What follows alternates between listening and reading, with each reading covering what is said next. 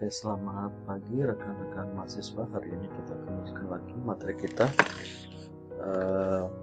mata kuliah pengantar sistem informasi akuntansi. Pada pagi hari ini kita akan membahas mengenai pengembangan sistem akuntansi.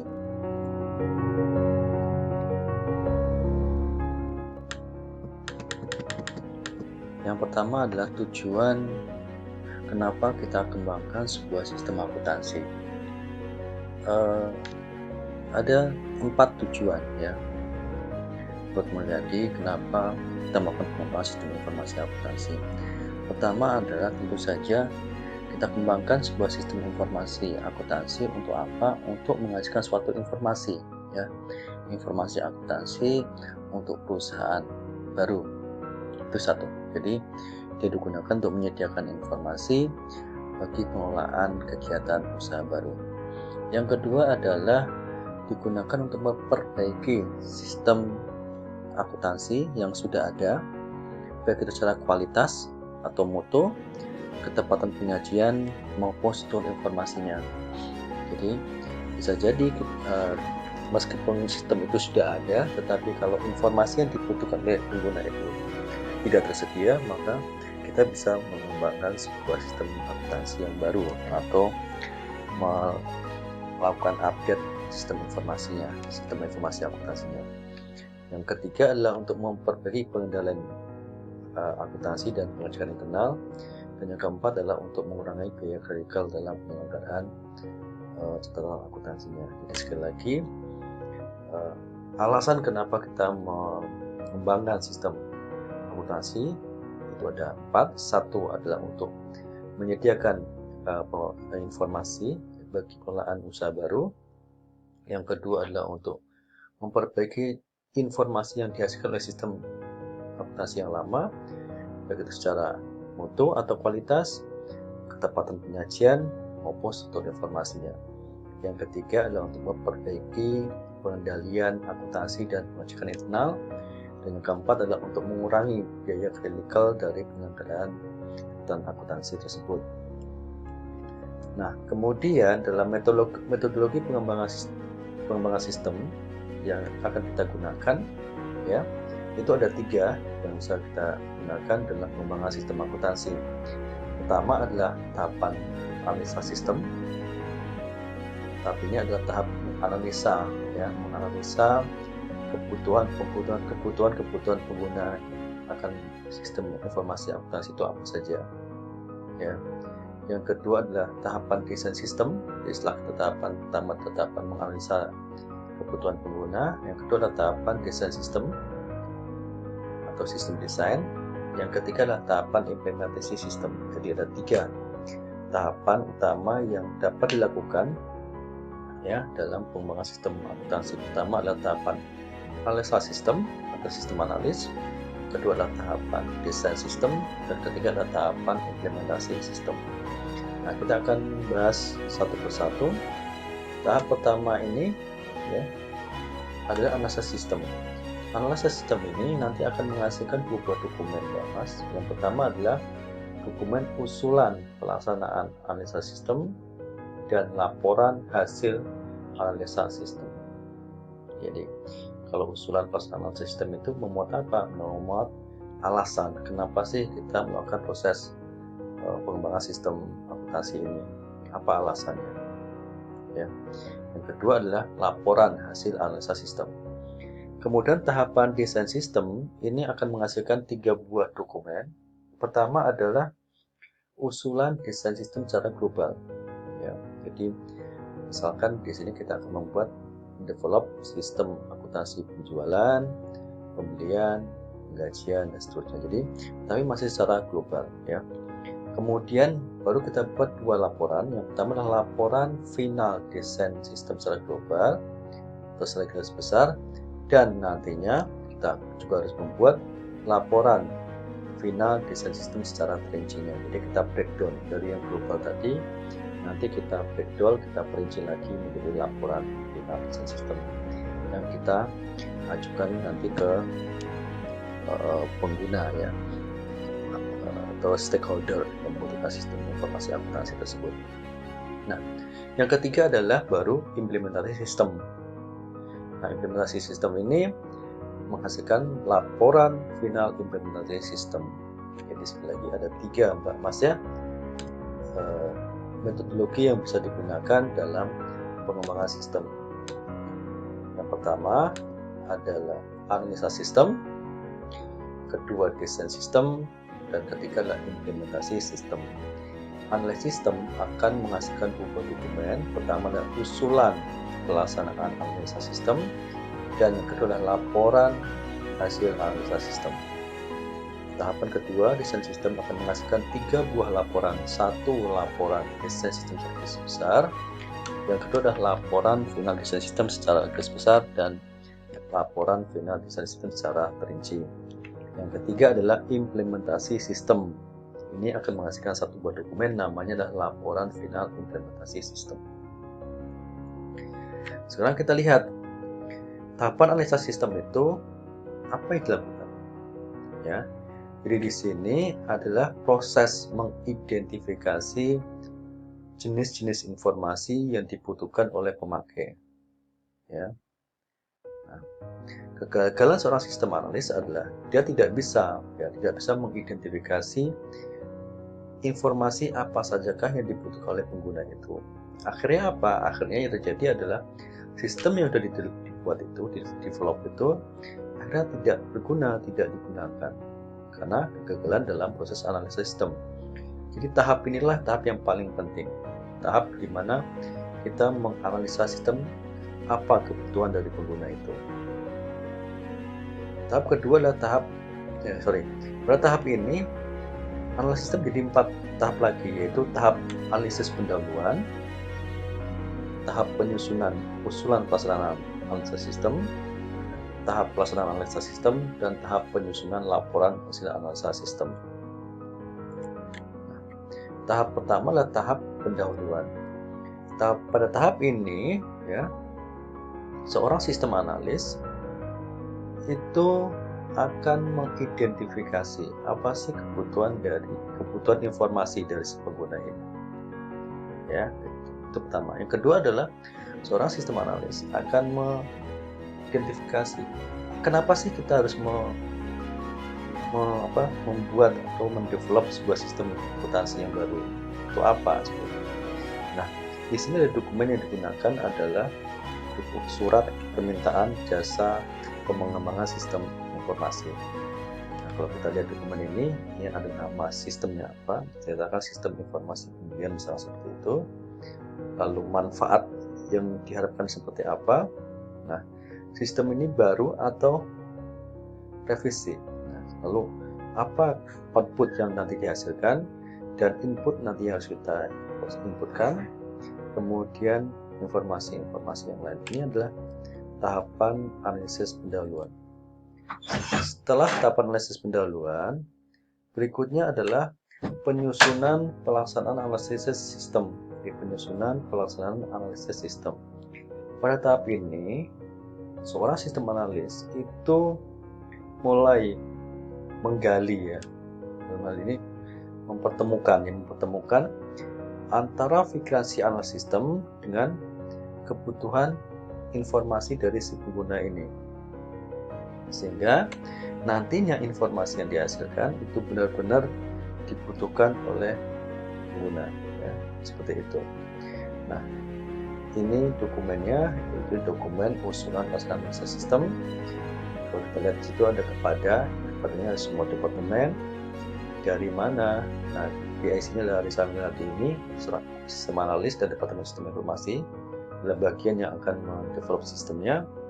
Halnya tanggapan yang tentang COD sales, ya, sistem penjualan, dan terakhir tembusannya. Nah, pada usulan pelaksanaan analisis sistem ini harus ada alasan kenapa saudara nanti meminta dilakukan pembuatan sebuah sistem informasi akuntansi. Nah, contohnya adalah alasannya pertama adalah untuk menaikkan volume penjualan misalkan, kemudian kedua memperluas jangkauan penjualan buat kantor dan seterusnya. Nah, ini alasannya.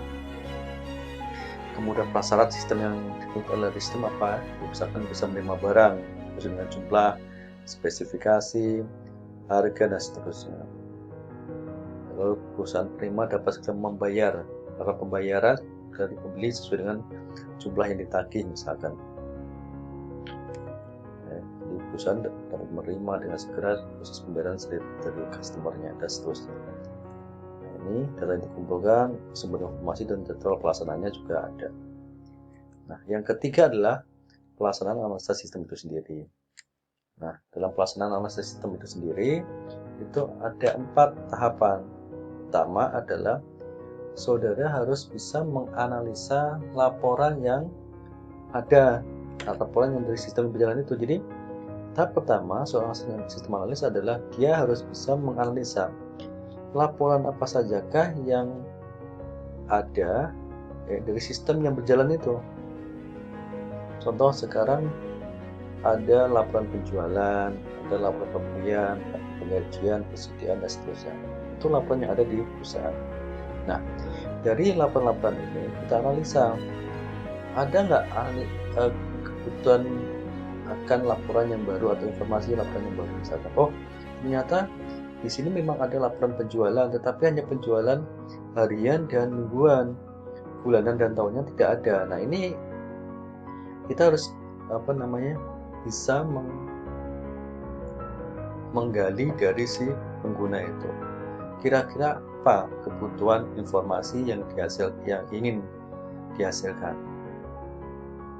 Ya, seperti itu. Jadi, pertama adalah lakukan analisis laporan dari sistem yang berjalan saat ini. Kedua adalah melakukan analisis transaksi. Nah, meliputi apa analisis transaksi ini? Meliputi katakanlah dokumen yang digunakan, misalkan ada faktur penjualan, ada faktur pembelian, dan banyak lagi. Formulirnya apa saja. Lalu yang kedua adalah meliputi catatan akuntansi yang digunakan apa. Ya. Lalu bagaimana prosedur yang terkait dalam transaksi tersebut. Nah, ini adalah analisis transaksi.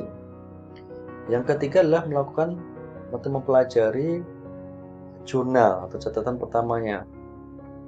Dan yang keempat adalah mempelajari buku besar atau catatan akhir. Jadi dari tahapan pelaksanaan analisa sistem ini, Mbak Mas, ada 4 yang harus sudah dilakukan. Satu adalah menganalisa laporan yang berjalan saat ini. Ya, itu satu. Jadi laporan-laporan apa saja yang saat ini sudah ada di perusahaan tersebut, itu dianalisa. Lalu kebutuhan informasi yang diinginkan apa saja itu juga dianalisa.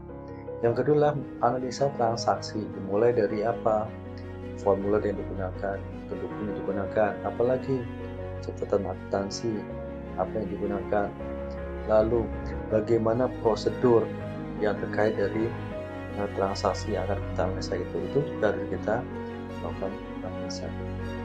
Yang ketiga adalah kita pelajari jurnal, dan yang keempat adalah pelajari buku besarnya. Kemudian yang keempat adalah menyusun laporan hasil analisa sistem.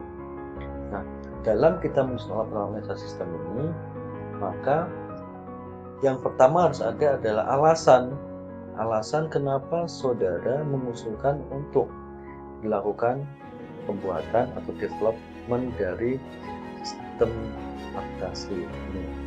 Apa alasan saudara? Oh, misalkan kebutuhan akan laporan penjualan bulanan dan tahunan, misalkan seperti itu. Masih banyak lagi. Yang kedua adalah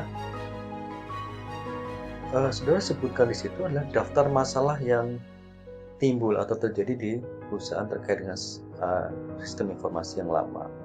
Contohnya tadi tidak bisa mencetak laporan penjualan untuk bulanan dan tahunan, misalkan seperti itu. Kemudian proses penjualannya masih dengan batch file, artinya dokumen itu kita kumpulkan dulu, kemudian secara berkala kita inputkan, tidak bisa real time online. Itu adalah masalah-masalah yang timbul dari sistem yang lama yang harus digali oleh si sistem analis ini. Yang ketiga adalah pernyataan mengenai proyeksi sumber daya yang dibutuhkan. untuk membuat sistem tentu kita butuh sumber daya, baik itu sumber daya dalam artian dana yang untuk digunakan untuk mendevelop sistem, maupun orang atau SDM yang nantinya harus kita set untuk mengelola sistem tersebut gitu. Dan yang keempat adalah rekomendasi sistem yang dihasilkan seperti apa. Contohnya dari masalah-masalah tadi, maka dibuatlah itu sistem informasi aplikasi penjualan di mana dia suatu real time online dan terjadi transaksinya, jadi kita bisa menginputkan kapan saja di mana saja. Yang kedua adalah dapat menghasilkan informasi laporan penjualan baik itu harian, mingguan, bulanan maupun tahunan. Nah, itu adalah contoh rekomendasi sistemnya ya, Mbak Mas ya. Kemudian tahap-tahap dalam sistem ini sudah ada analisa sistem. Jadi analisa sistem adalah proses mengumpulkan informasi untuk membuat gambaran secara umum mengenai perusahaan, apa dan informasi yang dibutuhkan oleh si pengguna ini seperti itu ya. Kemudian penyusunan perjalanan sistem itu di sini adalah tahapan ini adalah kita mencoba untuk mempertemukan antara pikiran atau si sistem analis dengan si pengguna. Apa sih yang dibutuhkan oleh pengguna ini? Sistem informasi apa yang dibutuhkan oleh pengguna ini? Maka seorang sistem analis bisa menggalinya. Ya nantinya baru kita buatkan sistemnya. Kemudian yang ketiga adalah proses pelaksanaan analisa sistem, dan yang keempat adalah proses penyusunan laporan hasil analisa sistem. Ya, ini tadi saya jelaskan di depan. Yang terakhir adalah implementasi sistem. Jadi kalau kita lihat ada sistem analis, lalu ada desain sistem, dan ada implementasi sistem. Sistem analis adalah satu proses di mana kita mencoba untuk menggali. Sistem analis adalah menggali informasi-informasi apa sajakah yang nantinya dibutuhkan oleh si pengguna itu. Kita cuma mempertemukan antara pikiran dari si sistem analis dengan pikiran dari si pengguna ini, sehingga sistem yang dihasilkan nanti itu benar-benar digunakan atau dibutuhkan oleh si pengguna. Yang kedua adalah desain sistem. Jadi setelah kita lakukan proses analisa sistem, berikutnya baru kita lakukan desain sistemnya seperti apa. Terakhir adalah implementasi sistem. Jadi kita implementasikan sistem yang tadi kita buat. Nah, dalam proses implementasi sistem ini Mbak Mas, itu ada 4 langkah yang bisa kita lakukan. Jadi bagaimana kita mengubah sistem baru ke sistem lama ke sistem baru, itu ada 4 langkahnya. Ada 4 pendekatan. Pertama adalah pendekatan konversi langsung. Yang kedua adalah pendekatan konversi paralel, yang kedua adalah pendekatan konversi modular, yang keempat adalah pendekatan konversi basic. Nah, yang dimaksud dengan konversi langsung itu apa? Kalau konversi langsung, maka kita implementasikan sistem kita itu secara langsung, cut off. Jadi gini, sistem lama langsung di cut, langsung di stop, diganti dengan sistem baru, itu konversi langsung. Jadi implementasi sistem baru secara langsung dengan cara menghentikan sistem yang lama, itu konversi langsung. Yang kedua adalah konversi paralel. Kalau paralel ini Mbak Mas adalah bagaimana kita mengimplementasikan sistem kita ya, itu secara bersamaan dengan pemakaian sistem yang lama selama jangka waktu tertentu. Misal dalam bulan Maret ya, dalam bulan Maret ini misalkan kita mau mengimplementasikan sistem yang baru, maka minggu pertama dan kedua itu masih menggunakan sistem yang lama. Nah nanti minggu ketiga dan keempat baru kemudian kita gunakan sistem yang baru. Itu konversi paralel ya. Jadi dua sistem dijalankan secara bersamaan.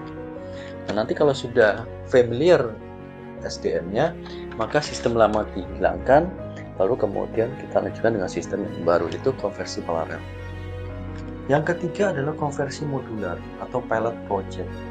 Di sini adalah kita mengimplementasikan sistem baru ke dalam organisasi secara sebagian. Jadi misalkan kita buat sistem informasi akuntansi. di situ udah ada tuh, misalkan ada penjualan, pembelian, penggajian, persediaan dan seterusnya. Nah, kalau konversi modular itu Mbak Mas, jadi misalkan untuk sistem penjualan, pembelian itu masih menggunakan sistem yang lama, tapi sistem penggajian itu sudah menggunakan sistem yang baru. Jadi kita uji coba, ada nggak masalah? Oh, ternyata tidak ada masalah. Oke, kalau tidak masalah, kita perluas lagi sekarang. Berarti mulai di sistem penjualannya, pembeliannya itu kita gunakan yang sistem yang baru, misalnya seperti itu. Nah, yang keempat adalah konversi phase in. Nah, kalau konversi phase in ini itu mirip dengan modular. Nah, perbedaan keduanya adalah tetap pada konversi modular, membagi organisasi untuk mengimplementasikan sistem tersebut. Sedangkan untuk phase in yang dibagi adalah sistemnya itu sendiri, ya, seperti itu. Nah, ini konversi modular, ya.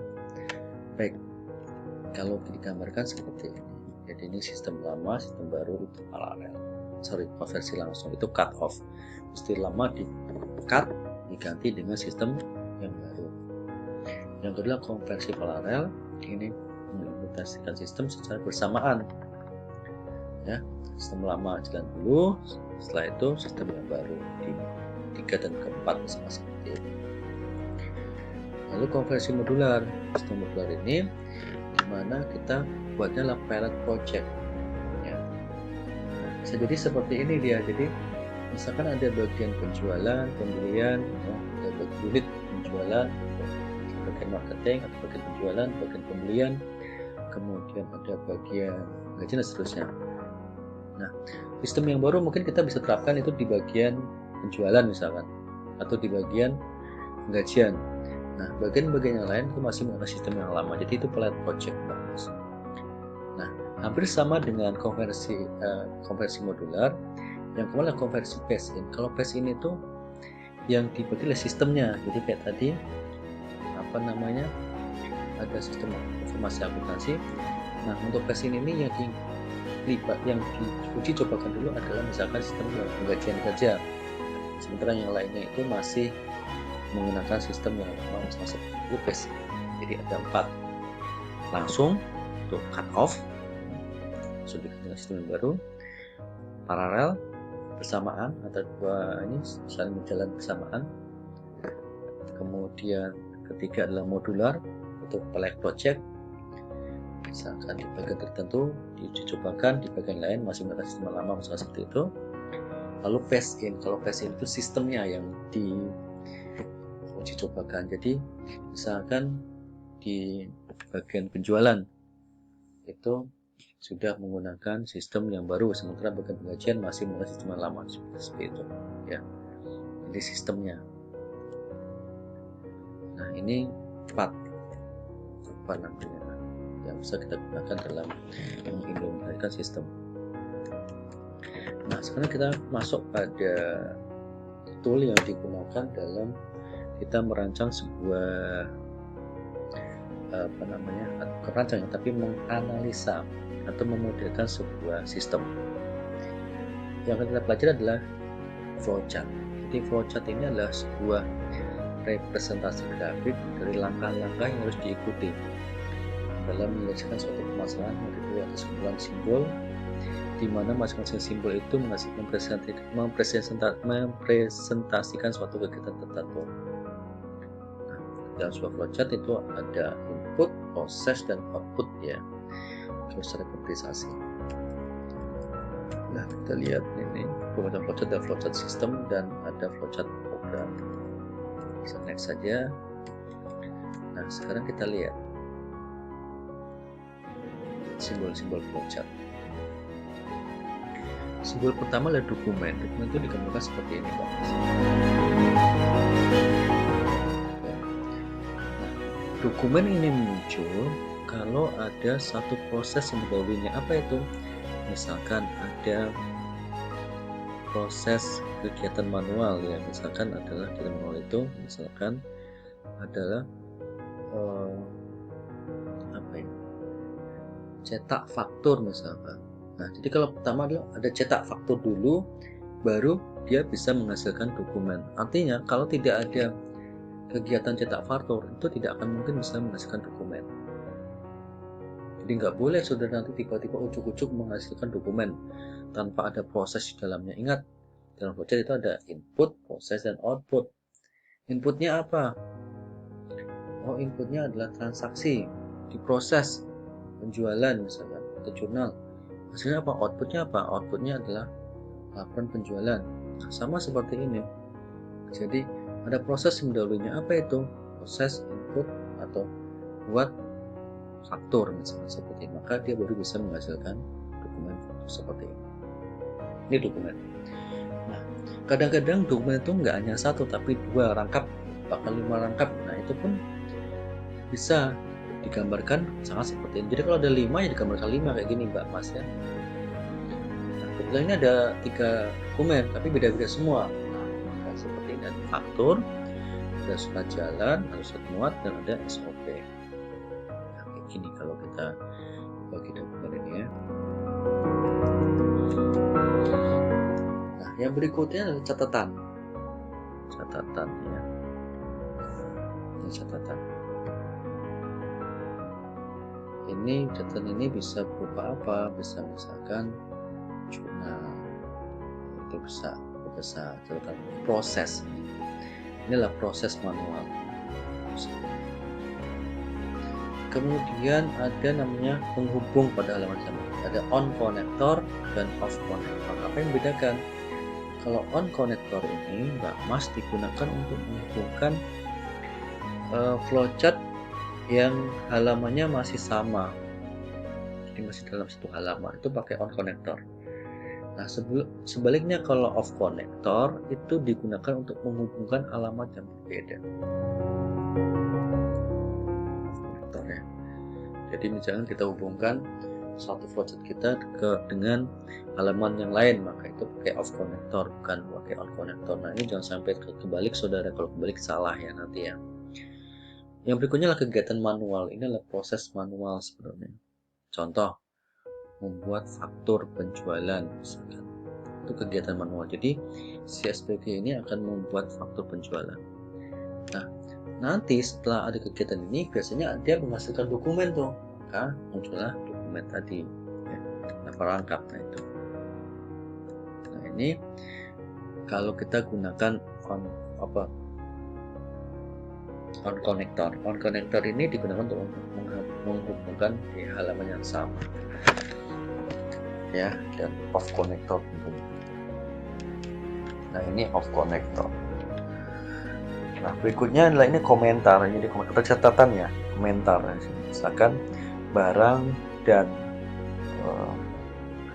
faktur penjualan diberikan kepada customer misalkan. Nah, ini di sini dibuat komentarnya. Nah, yang berikutnya adalah arsip. Dalam proses apa namanya?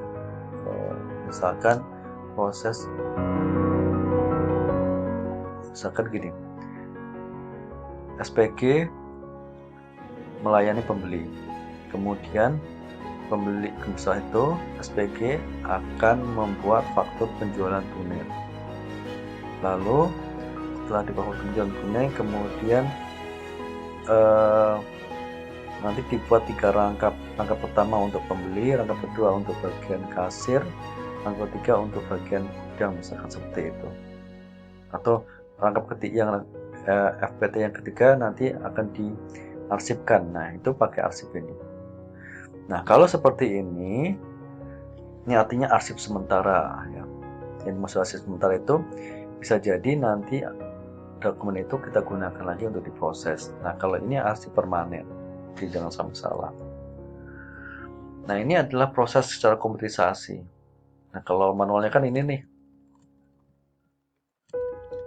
itu manual. Nah, ini proses komputerisasinya ini. Online computer process. Nah, kalau dia udah komputerisasi secara online ya, maka dia kan hasilnya ini ada input, ada proses, dan ada output. Maka inputnya ini input dulu, diproses pakai ini, lalu disimpan di sini. Nah, ini kalau mau disimpan di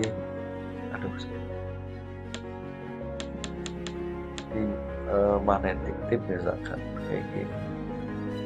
Kalau berbentuk komputer online kayak gini, ini penyimpanan Mbak Mas. Kalau dokumen berarti yang tadi di atas ya. Gitu.